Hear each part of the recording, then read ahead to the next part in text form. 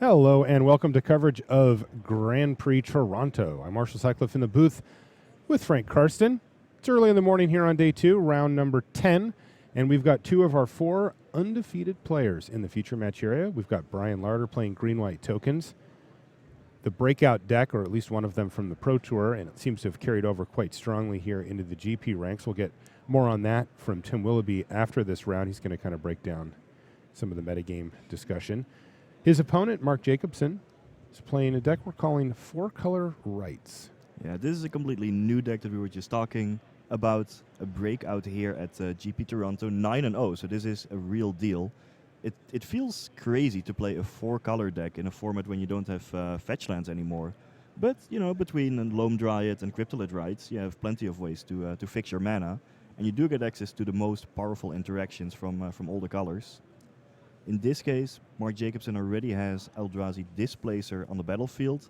I see a Brood Monitor in his hand. So all he needs is to find, well, the mana to cast them, and then find a Zulaport Cutthroat with his Duskwatch Recruiter, and he will be able to drain for infinite damage. Alright, so Mark just passing the turn here to transform the Duskwatch Recruiter. This has got to put on Collected Company alarm bells on Brian Larder, because you don't just pass the turn with all this mana up if you just want to blink with Eldrazi Displacer. If Mark had nothing to cast, he probably would have activated the Duskwatch Recruiter, and that's also why Brian is not interested in going for any attacks or shenanigans yet. All right. Well, he is going to respond though to the Collected Company by taking down the Eldrazi Displacer with the Dromoka's command, but Mark still gets to resolve that company, so let's see what he finds. Maybe a small timing error there, because Brian could just let the Collected Company resolve and then cast Dromoka's command on the Eldrazi Displacer, so as to not give Mark as much information on what to get with the Collected Company. It also on the other hand, Brian extra, like, what if there's something else he wanted to target? Yeah, that's true. But on the other hand, if Mark had gotten a Zulaport Cutthroat out of the Collected Company, then Mark would have gotten a free drain, which Brian prevented by playing the Dromoka's command in response. Okay, interesting. All right, well, here it is. Brood Monitor's on the battlefield now. Yep, 1 discount due to the Krallenhorde Howler, and then 1 mana from the Loam Dryad. Right, it's coming out ahead of time. But no Eldrazi Displacer to set up some combos. Yep, Brian made sure to take care of that. A bunch of creatures on the board. Which, you know what, isn't that bad either, right? Like you mentioned it earlier, you know, that can buy you a lot of time. I mean, he did just make 6 power and 6 toughness spread out over 3 creatures, plus the ability to ramp for 3. It's, I don't know. It feels like Brood Monitor, power level-wise, is fine. It's just people didn't want to pay 6 mana for it. But hey, if you're going to, you know, loop it into some infinite win combo or whatever, then all of a sudden it starts to become a lot more palatable. And the times when you do end up just hard casting it like this, it's like, well, hey, this card's actually pretty powerful. It's not that bad, actually. Yeah, it's not that bad. I mean, it might not be as good as, say, Drowner of Hope in this particular situation. That's an alternative 6-drop that you could use. But when you have the potential for an infinite combo, as well as, well, a Cryptolith Right in your deck that you can use to tap all those Eldrazi Scions for mana, there is, well, certainly something to be said for including Brood Monitor in a constructed deck. So Brian doesn't really have any good attacks here. He's not putting up a lot of pressure. 5 mana up, so that likely means Archangel Avacyn. But Mark now has plenty of time and mana to spend on that Duskwatch Recruiter. Oh, there's an Eldrazi Displacer. That's a start. And there's a Duskwatch Recruiter transformation trigger on the stack. Mark says, no, I'm not going to look for additional cards. I'll just probably cast my Eldrazi Displacer this turn. So we talked about this earlier, Frank, but this is actually the scenario that we mentioned. He can cast the Displacer and he can start looping the Brood Monitor, but he just doesn't have a payoff for it yet. No, it means that he certainly doesn't have to worry about those Sylvan Advocates. He can set up, well, plenty of jump blockers for those, and then loop back the Brood Monitor. But yeah, you don't really get ahead yet. There's no Catacomb Sifter or Zulaport Cutthroat to benefit from creatures dying. What Mark has to be mindful of here is the potential of Archangel Avacyn entering the battlefield on Brian's side of the board, and then via either a Hangerback Walker for 0 or a Dromoka's command fight, that Avacyn transforming. That would be kind of a blowout, because I think all of Mark's creatures have 3 or less toughness at this point. A transformed Archangel Avacyn would spell almost certain death.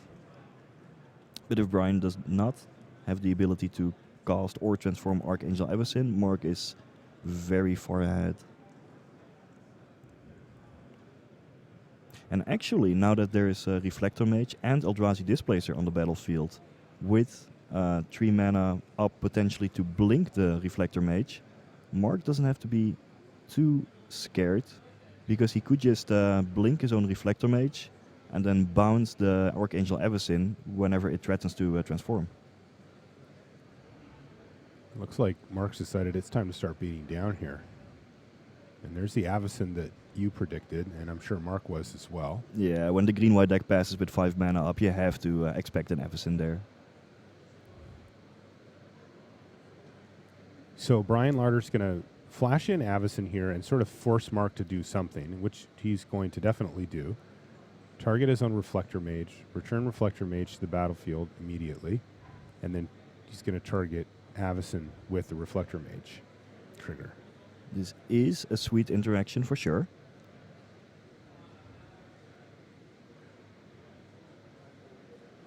I see the hand of a judge as they're just making sure that everything was spoken correctly, sequenced out the way that they wanted it to be. Yeah, maybe Mark didn't specifically indicate that he was tapping an Eldrazi Scion for a Loam Drive before sacrificing it, something like that. As for the timing, by bouncing Archangel Avacyn here, Mark is able to get in for a lot of damage, although he does open himself up to the possibility of...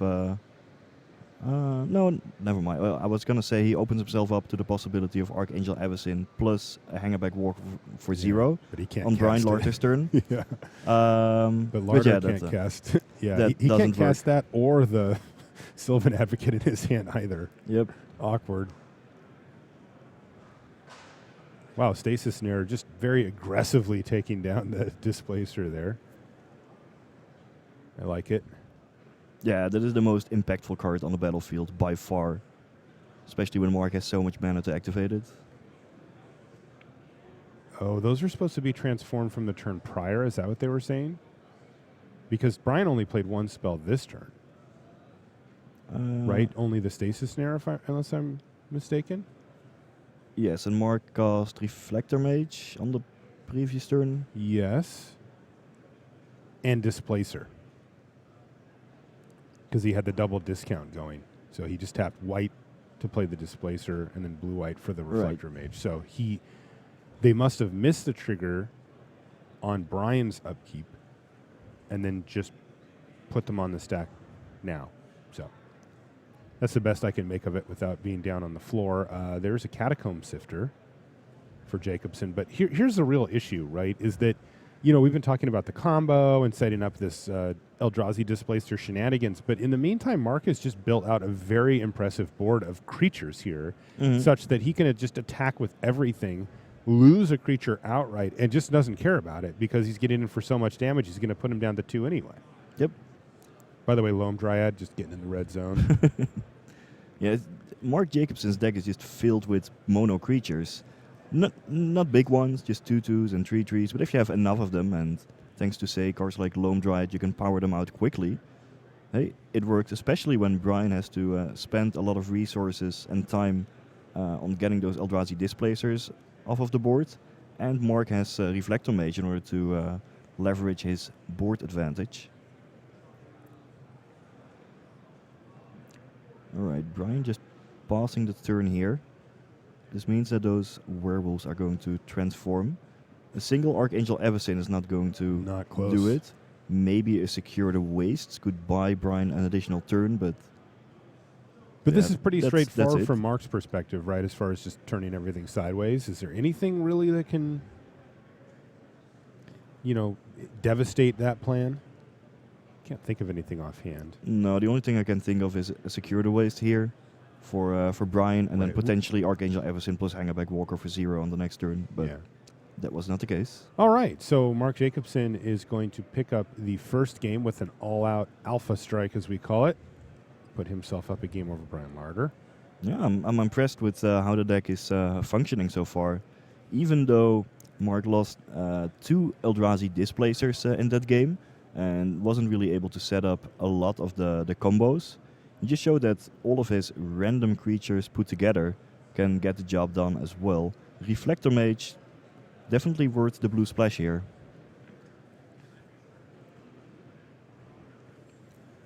So let's take a look at the sideboards. Mark Jacobson has 4 Sylvan Advocate, 4 Reality Smasher, 3 Negate, 2 Transgress the Might, an Ultimate Prize, and an Enlightened Aesthetic. Aesthetic. Mm-hmm. Okay. Well, I don't think he is interested in boarding all that much, actually. I can imagine that in this matchup, when you're playing against the green-white deck that doesn't have a ton of removal spells, you want to be focusing on setting up the Eldrazi Displacer combos. So Reality Smasher, probably worse than all the cards already in the deck. Negate and Transgress the Mind also probably not for this matchup. That's more against Languish. Sylvan Advocate is okay, but I would imagine that is a card that is more meant against, say, a White Weenie deck where you need some early defender. I wouldn't be surprised if Mark Jacobson is not gonna board anything at all, basically. I like the way his main deck is set up against the green-white deck. What about Brian's sideboard? Well, Brian has 2 Lampold Pacifist, 1 Dragonlord Dramoka, 1 Linvala, 2 Declaration in Stone, 2 Clipwings, 2 Quarantine Field, 1 Secure the Waste, 3 Tragic Arrogance, and an Evolutionary Leap.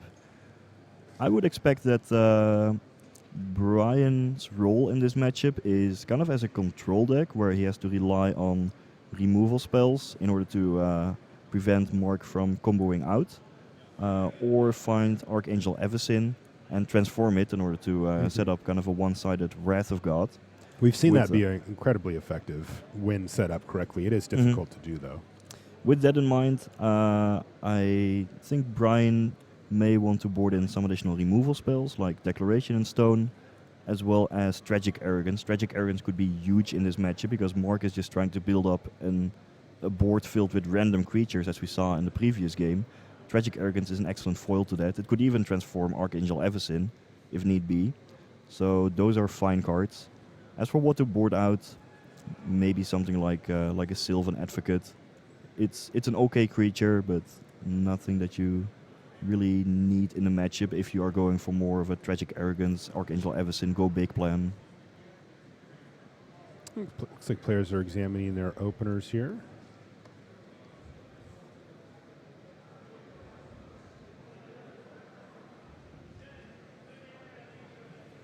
And Brian does get to be on the play this game, which means that you could still go for the plan of curving out quickly with Sylvan Advocate into Planeswalker like a Nissa and then attacking for a bunch. Mm-hmm. You can still leverage Archangel Everson and Tragic Arrogance once you get to the mid game. Mark Jacobson seems to be taking quite a while to decide on his opening hand. I can imagine that with a deck filled with 4 colors, you and many opening hands won't have access to all 4 colors, so it's just a bit too tough. There are some tough opening hands in there. Here's a Loam Triad to kick things off for Jacobson. Yeah, certainly the best 1-drop, or it's actually the only 1-drop in the deck. But Mark will be happy to have that. It can accelerate him and fix mana, but it looks like Mark actually kept a 1-lander, the Llanowar Waste Loam Dryad hand. That may also be why he was thinking for so long, and he did not get there. That's the type of risky hand where if you draw a second land, then you have access to a lot of mana, because you could probably play another creature, then tap that creature with Loam Dryad, perfect. But now he found a second land, just 1 turn too late. Yeah, this could be pretty bad here. Will it be Board state too for late? Larder is looking quite nice already with Planeswalker and 2 creatures out. and under no pressure currently. Mm-hmm. 4th mana coming down, especially if he's got Gideon here. Doesn't look like that's the case, though. No Gideon, but there is a Stasis Snare. He could Okay. take out the Loam Dryad. It's Wow. kind of a Stone Rain type effect. That's insane. That leaves Mark with only 2 of his, 4.5 colors. That's interesting. I would have to imagine that's worth it. Yeah. Oh, he's doing it. The White Stone Rain. It's kind of a mean play, It is mean, isn't it? but Would you call that a high variance play? Like, if Mark draws his lands, then that play doesn't matter as much? Or is that just good in general to take a potential mana source away from Mark? nah, when you see that Mark is missing land drops, it's good in general. Okay. I said it's mean, but it is That was a compliment, right? it is a play that maximizes your chances of winning the game, which is what these competitive matches are all about. If you can deprive Mark from the ability of casting cards, and Mark has so many cards in hand, that is a good path to victory. Especially when you've already got a reasonable board state going. Now look at this. Yep. This is going to start ticking downwards. Oh, and he's got the Gideon. He's going to make an emblem right away. Wow. Brian Larder is looking to shut the door on this game as soon as possible. Yeah, every time I see Gideon played in these green-white decks, like 80% of the time, an emblem is made right away.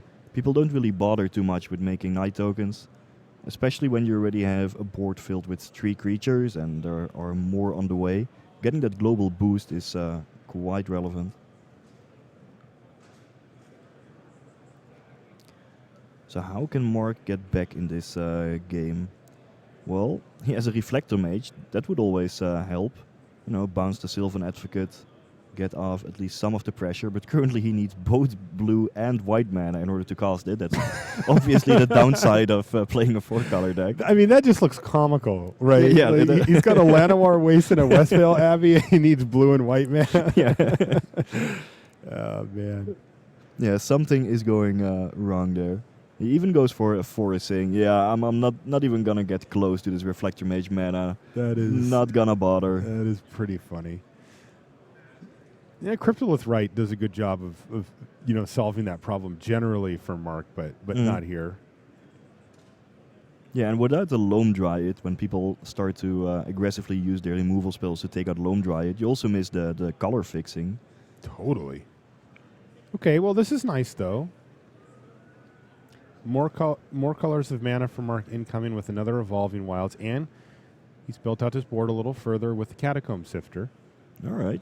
Yeah. And on the next turn, Mark has the option of casting Uh-oh. Brood Monitor. There's land number 5, though, and here comes angry plant tokens, backed up by Avacyn, assumably here. Assumedly, what am I looking for? Anyway, attack with everything. Siege plants in the house. I mean, they're 3/4. They are huge. Siege plants. This is, yeah, I like it. I mean, I like the way that Brian's played this game. He went after the mana and the color fixing of Jacobson while he was stumbling, and he's added as much possible to his board here. Wow, his hand is insane, too. He's got Archangel Avacyn and Tragic Arrogance. He can just do whatever he wants here. And also just ahead on board as far as creatures go as well. Mm-hmm.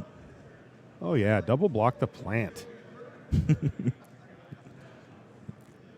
Yeah, this is an unusual play, but probably correct. Got to do it. Typically, you don't have to double block plants. Typically, you don't have to block them at all. They're just 0-1s, but not in this game. Now, Brian could just cast Archangel Avacyn if he has it in order to protect his plant.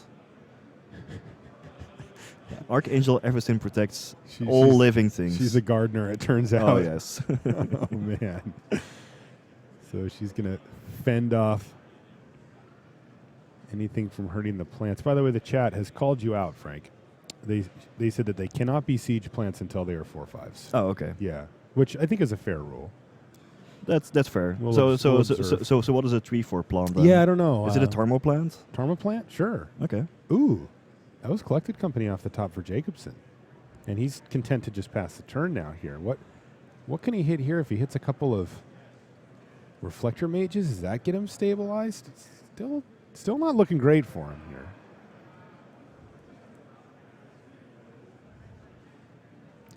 Collected Company is a start, but even if Mark hits something, Brian could always cast Tragic Arrogance, sacrifice one of his creatures, transform Archangel Avacyn in Mark's upkeep, deal 3 more damage. I would be really surprised if Mark finds a way out of this. Same. Probably need like at least a Reflector Mage for the Avacyn here, and then something else. Yeah, he needs that at a minimum, right? Mm-hmm.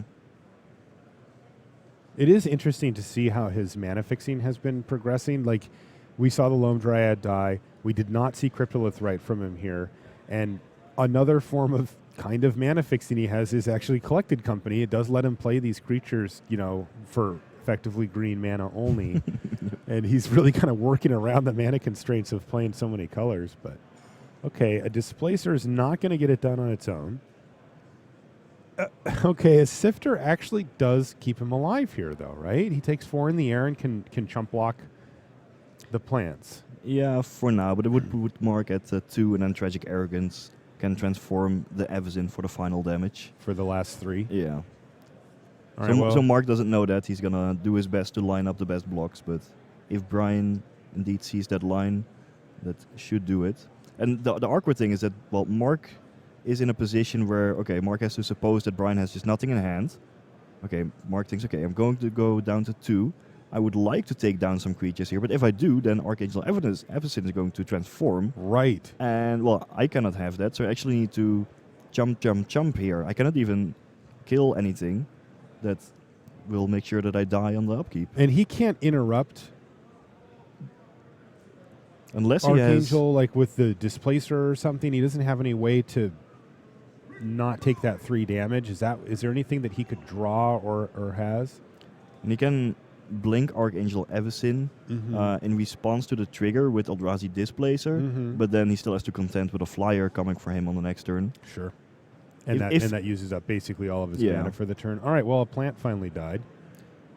If Mark is holding another Collected Company, he could Collected Company in response to the Archangel Avacyn transformation, hope to hit a Reflector Mage, Okay, there you go. but I'm not sure Mark is holding that card. No, I don't think he is, but he's digging for it. He gets a lot of scries here. I got to tell you what, though, Archangel Avacyn is not going to be happy that one of those plants died.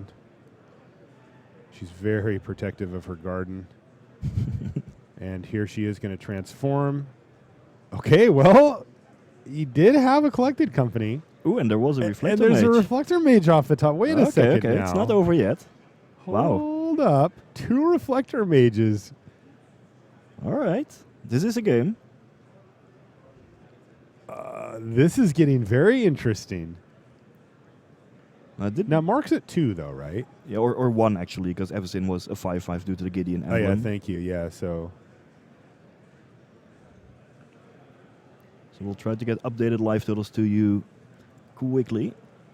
But yeah, Mark is staying alive, barely. He knows that there is now an Archangel Avacyn that could come down on his next turn and threaten to fly over for the last points of damage.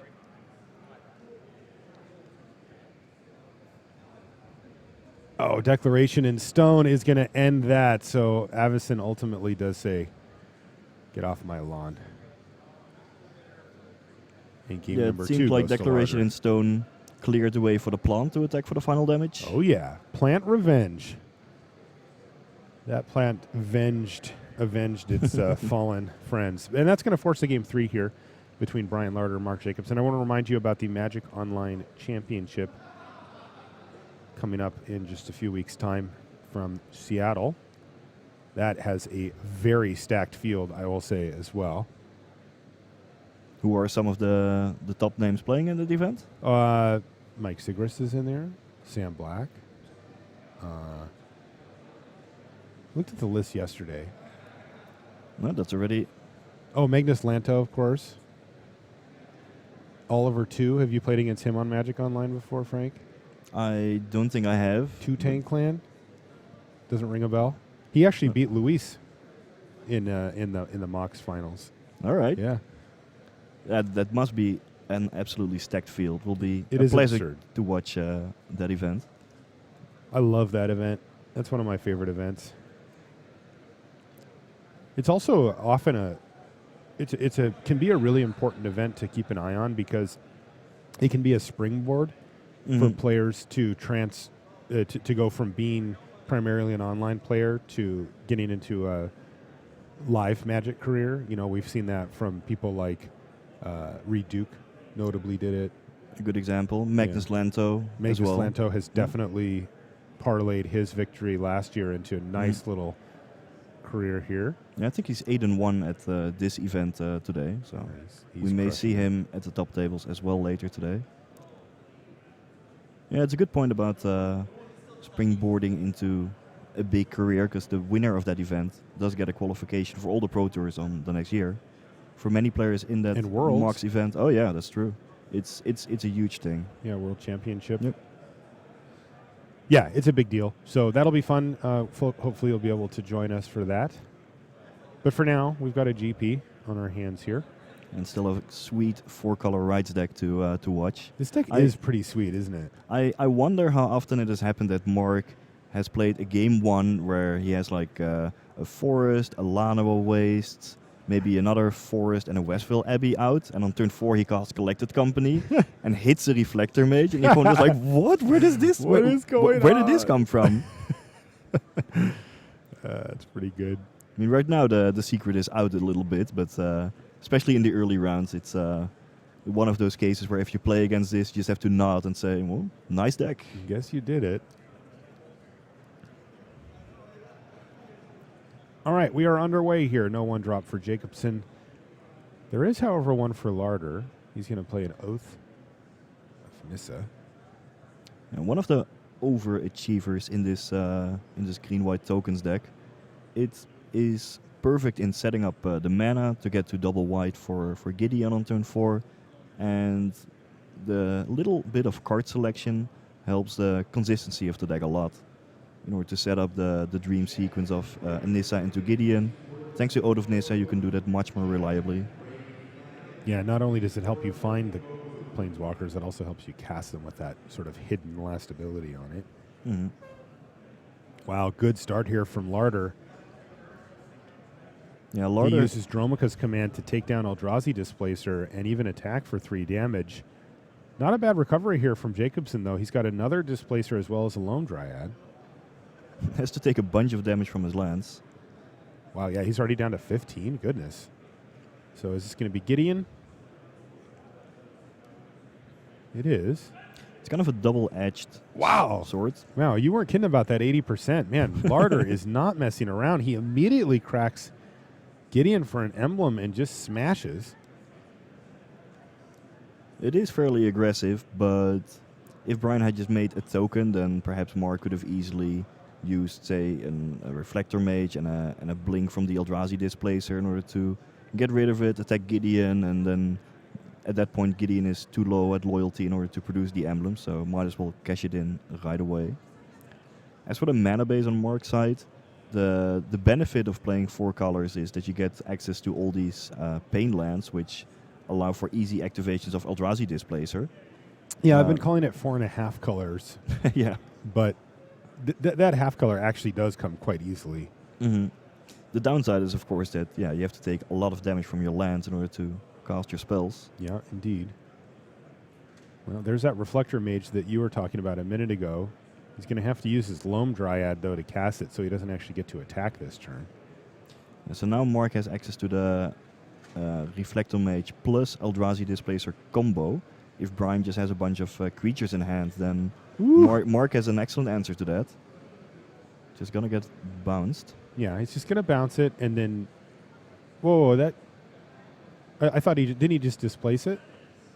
No, he displaces the Reflector Mage. Oh, he displaces And then the Reflector Mage Thank enters the you. battlefield, bounces the Lampold Pacifist, and it's gone. So Interesting. So just 3 mana, bounce a creature at this point. Do you think that Mark's ahead at this point with that combo up? Yes, Feels for like sure. it, doesn't it? Importantly, Mark also has a negate in hand at this point. So as long as Okay. he keeps his Loam Dryad untapped, he can... It's his only source of blue. yeah. So this is This is for Collected Company primarily and Tragic Arrogance? Is that? Tragic Arrogance mostly, I would reckon, at this point. Yeah, not Well- Collected Company. I meant Tragic Arrogance. Yeah. All right, he's going to do it again. Bounce Reflector Mage. Get rid of your Pacifist, and he's going to keep him in hand. And wow, Tragic Arrogance right off the top, and that's going to get negated right out of here. Boom. Yeah, Mark saw that coming. That's also why he didn't attack with the Eldrazi Displacer. He needed the blue mana. Totally. Now, he is out of gas. He's top decking at this point. But now he's just going to start attacking. Yeah, but he still has access to Totally. 2 free blinks a turn with his mana base Wow. only. How does Larder deal with this? Like, I was just thinking, well, maybe he can Dromoka's command, which he did just draw. But the problem is Mark has 2 activations up. So how does he find a window for that? Well, he might just need more lands in order to cast multiple creatures and then Okay. respond to a final activation of Eldrazi Displacer by casting the Dromoka's command. Alternatively, Brian can try to draw another Tragic Arrogance, but there are not that many left in his deck. Yeah, Brian can start by just passing the turn here, then casting Archangel Avacyn on Mark's attack. Mark will be pretty much forced to blink his Reflector Mage in order to send it back. And then, going back to Brian's next turn, he can cast, say, a Sylvan Advocate. If Mark then taps out to blink that Sylvan Advocate, Brian can respond with a Dromoka's command. That is probably the line that Brian is setting up, basically thinking 2 turns in advance in order to find a window to cast the Dromoka's command at a point where Mark is tapped out. Because he does need that removal spell to break up the combo, otherwise Right. he's not getting anywhere. And he also is falling behind on life total pretty significantly here, taking 5 a turn. So Larder's going to force the issue here with Archangel Avacyn. This is going to save him a couple of damage. Man, Displacer doing such good work here. And more importantly, it forces Mark to tap 3 mana on his own turn. Right. Which could potentially open up. All right, so the shields are down, right? He does have 3 mana, but he needs to be able to blink twice to get around what Larder wants to do. Isn't that correct? On the other hand, Assuming that Mark goes for the blink. yeah, like if all right, Brian has Brian has can, drawn a land. That is he can quite play important. a pacifist. Mhm. He can play another pacifist. But if Jacobson says, okay, on your end step, I'll try to return one of the pacifists to your hand, then he can break up the combo, right? Yes. The question is, will Mark see through that plan? Yeah. If Mark thinks, Brian is passing with 2 mana up, a green and a white, that could mean Dromoka's command. You know what? I'm just gonna keep 3 mana up in order to play around that all the time. Yeah, then Brian may not actually be able to cast the Dromoka's command to get rid of the Displacer. So we'll see if Mark decides to activate. I think he won't. Look at that. Brian's left up a plains Mhm. and a forest. It's so ominous. But it's also so appealing to use your mana here in order to press your advantage, bounce that extra guy. But, He is doing it. But there is the risk. And This Mark- is huge. Yep. Put a +1/+1 counter on this and fight that. Interestingly, that also opens up the remaining Lambholt Pacifist for attacks down the line. Mark's down to 10 from his mana base primarily. Mhm. Okay, we got a real game here. With that combo broken up, Mark Jacobson's board looks a lot worse. He can start activating Duskwatch Recruiter to try to find more action, but that's a relatively slow process. It's going to take a turn to develop and give Brian Larder a little bit of relief as far as being able to cast the threats from his hand. Remember, he's still got Archangel Avacyn in his hand. He's got another Lambholt Pacifist. He has action. Mm-hmm. Yeah, I think Mark was just thinking, well, if I keep 3 mana up all the time, then I can only activate my Displacer once a turn. That is not going to be good enough. I'll just have to gamble that Brian doesn't have to Dromoka's command here, and even if he does, that's okay. I can just start spending my mana on the Duskwatch Recruiter. Not Okay. the end of the world. That is exactly how this played out. Ooh. There's the Zulaport Cutthroat. Doesn't have any other of the combo pieces that we talked about earlier, so Brian doesn't have to worry about getting immediately killed here. But that Cutthroat also just does things on its own. Oh yeah, with Brian already down to 11 life. Right. Tragic Ooh. Arrogance. That is huge. That is massive here. Mark should probably sacrifice the Scion in response to deny Brian the ability to keep that as the only creature. He didn't do that. Hmm. He said, okay. Oh, my goodness. Now, this is a big hit of life loss, though, right? 5? It's a 10-point life swing here. It's not bad. Yeah, not enough, though. No, Mark's deck doesn't have a lot of reach. I mean, there is another Zulaport Cutthroat in his deck, but apart from that, he has few ways to deal the last couple of damage. Mark's deck is mainly reliant on having a huge board presence, and this Tragic Arrogance destroyed that completely. Now, Brian can just attack here, too, right? If he wants to, yes. The Lampult Pacifist is 5/5. Feels like Big getting in enough. for 5 seems pretty sweet here when your opponent's just got the 1/1. Mm-hmm. I mean, fall down to 5 here, but he wins this race pretty easily, and I spoke too soon. Here's the Brood Monitor to completely change that dynamic. Yeah, so now Brian has to go back on the defense.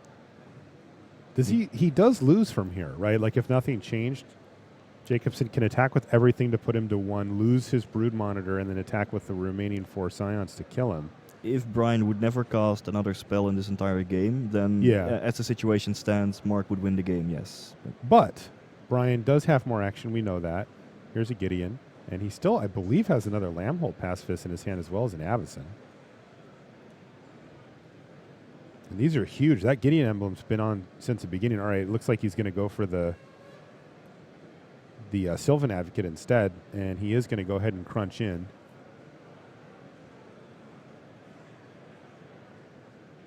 So did Mark just forget the Brood Monitor I trigger? don't know. I see the Eldrazi Scions kind of sitting off to the side. I'm not actually sure what happened there.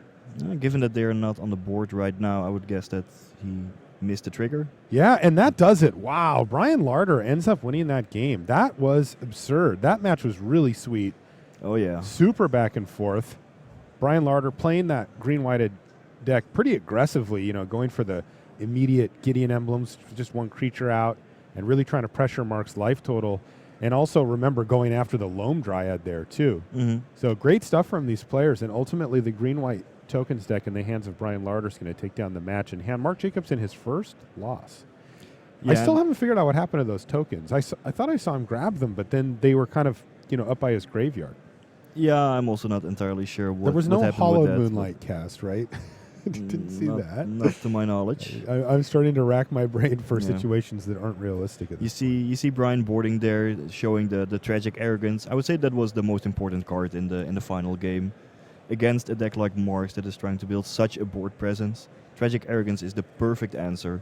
And if you're playing a white deck, you should, or a white mid-range deck like the green-white tokens deck, you should definitely have 3 copies of Tragic Arrogance in your sideboard right now, at least, and use them a lot.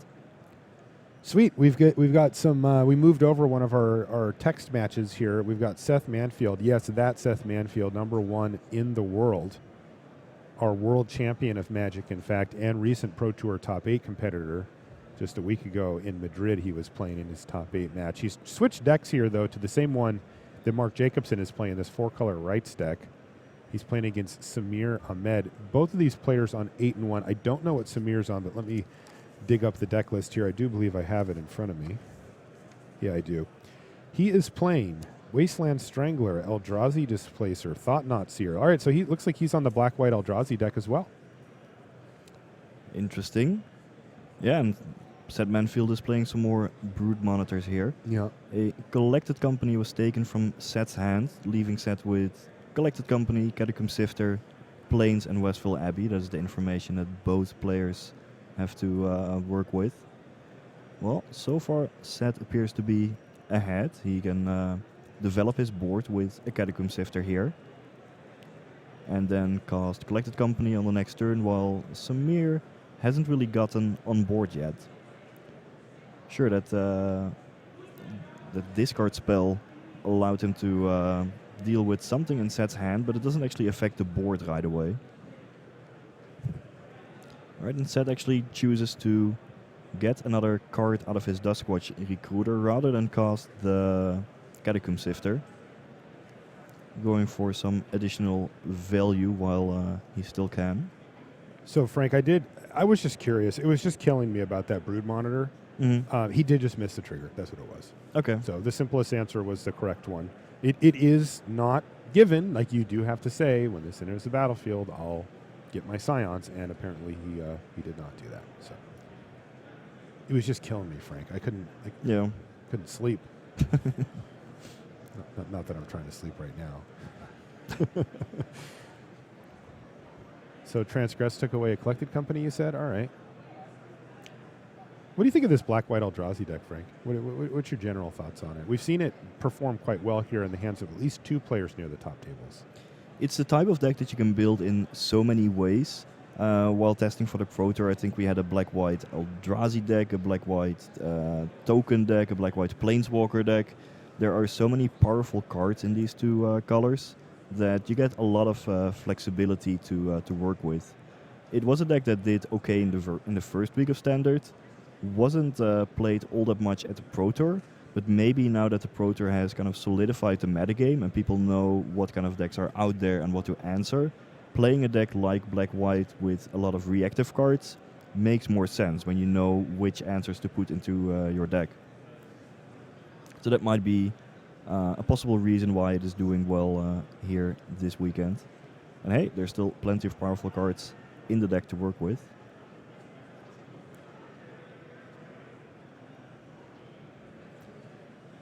And meanwhile, Seth may be actually going for the plan of eventually activating a Westville Abbey. This is a bit dangerous against the white deck with cards like Declaration and Stone to take out Ormandal. Yeah, Anguish Unmaking does an instant speed. But with Collected Company hitting two creatures here, Seth still having Catacomb Sifter in hand, he can easily get to the required number of 5 creatures to transform it if he so pleases.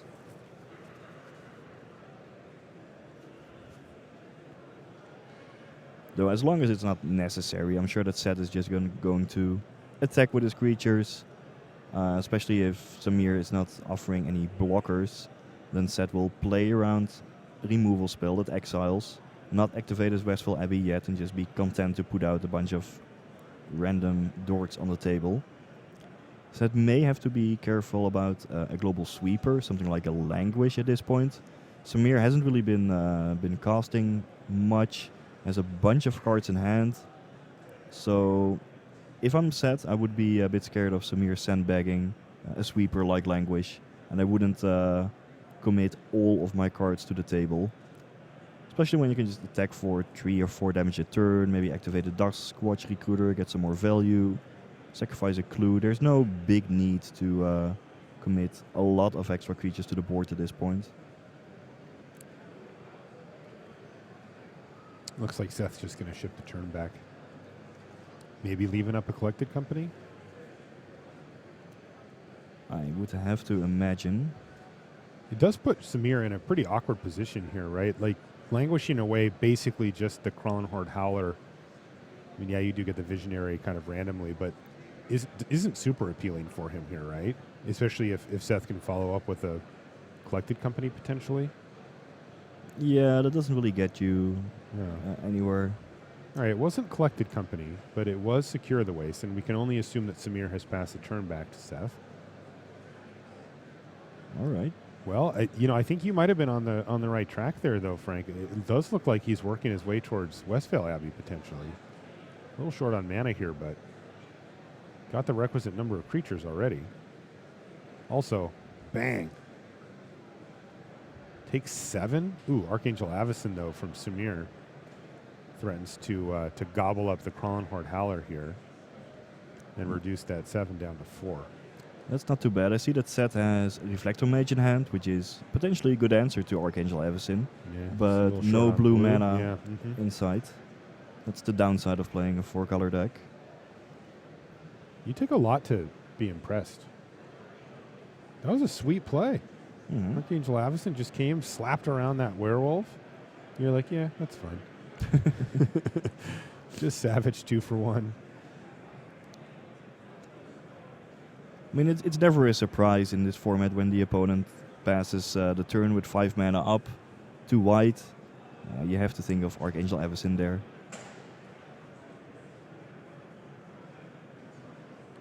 Oh, Seth looked like he was going to crack a clue. Decided to change his mind.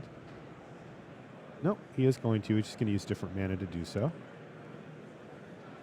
So what Archangel Avacyn means is that Seth may also have to commit more to the board in order to win the game at this point. All right, well, he's going to see an Anguished Unmaking, a Languish, also a Westphal Albion, a Battlefield Forge with the Transgress here. All right. It gives Seth multiple angles here. I could just take the Languish and then say, all right, you only have one creature on the board, one removal spell in hand. From now on, I'm just going to flood the board with creatures and try to swarm you. He could have also taken the Anguished Unmaking Go and for say, well, Big Daddy. yeah, go for the Westphal Abbey. Yeah, I But like given that. that he doesn't have access to enough mana to activate his land, I like going for the Languish and then, well, the corresponding plan of flooding the board over the next few turns, trying to overwhelm this Archangel Avacyn. In the meantime, Punch. She's going to start rumbling in the air. Drop Seth down to 15. What Seth has to be mindful of is that he cannot blindly attack into Samir's board now, because Samir has the option of making a token with Westphal Abbey, blocking with that token such that a creature dies, and then Archangel Avacyn is going to transform Uh-oh. into not only a bigger size, but also a way to obliterate Seth's board. So Seth will have to wait for a while. Eldrazi Displacer is certainly a good help because it can blink Archangel Avacyn before it transforms. Looks like the Anguished Unmaking is going to take down the Displacer here before any shenanigans can happen.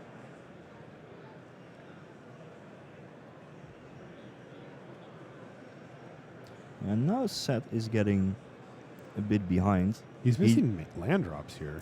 Yeah, that is a main problem. And he cannot really attack for the reason that I just outlined, the block and then resulting transformation of Avacyn. He wasn't able to attack on the previous turn. He still probably won't be able to attack on the next turn. And now Samir is Boom!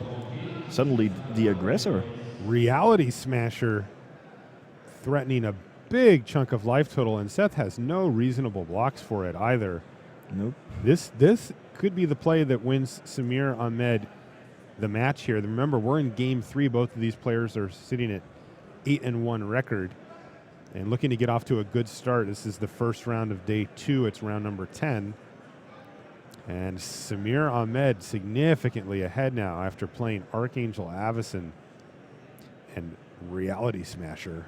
If Seth doesn't block, he falls to 6 life, which means that if he draws a blue source, then he can cast Reflector Mage on his turn, take out the Archangel Avacyn, attack Samir down to 4, and potentially still win the damage race. Yes. If, however, Seth starts blocking here, especially against a creature with trample, then winning that damage race may become much more difficult. It may give him an additional turn. Yeah, what Seth may also be thinking is, okay, if I fall to 6 life and then draw, say, a Yavimaya, so blue source that taps for damage, I would fall to 5 to cast the Reflector Mage, and then I suddenly have to block the Reality Smasher. Yep. You might not be happy with that. So he's going to throw one of the knights under the bus there. Oh, here we go. That's interesting. A Fleshbag Marauder. This does, though, open up the possibility for Avacyn to transform, right? If Samir sacrifices the Reality Smasher here, and Seth does not cast anything else, then Samir will be able to attack for lethal with Avacyn the Purifier on the next turn. Quite easily. It looks like Samir is also going for that. Well, can you think of anything for green mana? I can't. All right, Seth couldn't either, and that's going to do it. Samir Ahmed. Nice work. 9-1. Just defeated the #1 player in the world, Seth Manfield, to get that record, too. So he certainly had to earn it. Seth hanging in there, though, at 8-2 and looking to put together a run here for top 8. He's going to have to win out, though. That Smasher really came in to That was turn close. the game around. It seemed like Seth had still plenty of time in order to cement his board, but Reality Smasher, boom, and then we're attacking for a bunch. Yeah, that was pretty gross. And as it tends to go, it's kind of out of nowhere as well. Mm. All right. This is, well, we already watched Brian Larder, right? Yeah, that Brian Larder was actually in our main feature match. So that's not him. I'm not sure who that is playing against Jonathan Morawski, but we will try to figure it out. We do time shifted, but it's still time shifted from this round. We can't go into the future or into the past that far. I would guess that the player on the left is indeed Josh Buitenhuis playing in his first GP Yeah, with a white-black deck once again. you are correct. And it looks like Jonathan is missing a color of mana. The mono-white version of white-green is not really up to it. Is that a Dutch name, by the way? His last name? Yes. What does it mean? House builder? No, it builder? means like, well, literally outside house. So it could also mean, well, let's say a house apart from your regular house. Oh, gotcha. I wonder how he pronounces it. Josh is from Canada, according to our sheet here. You probably don't want to know. Us English speakers, we'll take a sweet name like that and we'll kill it, man. But going back to the game here, well, we don't have the live totals because this is a turbo match. That's also why you see the card flicking going by so fast. Yeah, they look like a bunch of Brian Kibblers down there. Yeah. I do see a lot of blocks and a post-combat languish here from Josh, which there isn't Gideon emblem as well, so he must have been facing significant amount of damage there. I think Josh was also close to transforming Westville Abbey. Chose not to go for that route. Perhaps he was scared of a stasis snare from Jonathan. Ooh, Seagate Wreckage now from Josh. I like that. That's a card I've been wondering if we're going to see more of. I Nice. haven't seen much of it. You do need to have a there's an completely empty Avacyn. hand to activate it. Indeed. Which I don't like having a completely empty hand. No, if you draw additional cards with it. Yeah, still. Pass the turn back. And I got to feel like this is pretty bad for Josh here. He just took a huge hit. Oh, well, that changes things. Maybe we'll see Ormondal coming out here. Whoa, Oh no! Secure the Waste plus Gideon emblem. Oh my goodness, attack with everything, and it looks like Josh pulled out the win there. Dude. That came out of nowhere. Oh, kidding. He's really got a flair for the dramatic. We saw him win in similar fashion last night in round number 9, which was our last round of the night yesterday. Woo. Yeah, when he played the Seagate Wreckage and then passed with still a card in hand without playing it, I was really wondering what Josh was up to. But Secure the Waste explains it all. You don't want to play that for anything less than the full amount. And that's the nice thing about these white-black decks. They can play at all angles of the game. They can play control early on with some discard spells and removal. They have Languish for the sweepers. And then all of a sudden, boom, there's the Secure the Waste plus Gideon, maybe a Reality Smash or Avacyn that turns the game around. See Jonathan's hand there? It's stacked. He needs some lands, but Yep. for goodness sakes. Meanwhile, Josh is just performing surgery on Jonathan's hand, just ripping it apart with Transgress the Mind ×2. And here's an Eldrazi Displacer, another one of the good cards. Now, Josh isn't quite taking advantage of it on the level of the 4-color rights deck, but still, Eldrazi Displacer holds its own. It is just a very good card, even if you're not going infinite with it. And it's good enough to earn a Declaration in Stone. And here's where Declaration in Stone doesn't look so amazing. I mean, it was fine there, but immediately Josh is able to crack a clue and get that card back. And now he's passed with 6 mana up, and you got to wonder if it's another Secure the Waste. And sure enough, there it is. Yeah, so that can take down the Gideon with a surgical attack. Yep. Josh could have transformed Westville Abbey, turned it into Ormondal, but if you don't have to, it's always a bit dangerous in case Jonathan is holding, say, a Stasis Snare. Yeah, there's also another Declaration in Stone, which I believe that Josh saw when he transgressed him Right. earlier. I think Yeah. there is a second copy of it. Oh, and that's such a good use for Declaration. That's where Declaration in Stone looks absurd, right? When you use it on your opponent's tokens. Yep, then there is no downside. I think Jonathan's going to have to do that here. He's been crimped on mana in the sense that he's only got the one white mana source for at least his non-Planeswalker spells, but I think he may need to just fire it off. No, he's not. He's going to take a slightly riskier line here and just go ahead and play out Gideon. But it looks like he's going to get punished here as his Knight died, and now Gideon's down. And this could have really caught up to Jonathan here. Now he's finally going to Declaration in Stone away the soldiers, or the warriors. But man, getting those out of the way last turn. All right. Well, I was going to say, cancel that order. couldn't Josh have responded to the Declaration Stone by activating Westville Abbey, but this may just be even better. Get in there.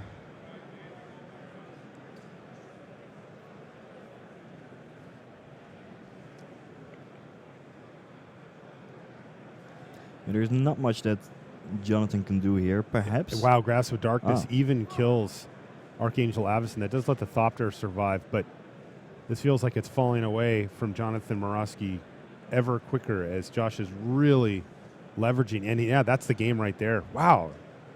Man, Secure the Ways doing a lot of work in this matchup. No kidding. Secure the Ways killed like 2 Planeswalkers and a player.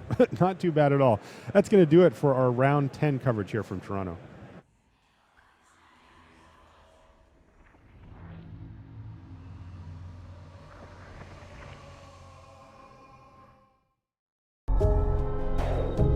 Pro Tour Gauntlet events are going on now on Magic Online. Test drive one of the top decks from this Pro Tour. For more information, go to mtgo.com.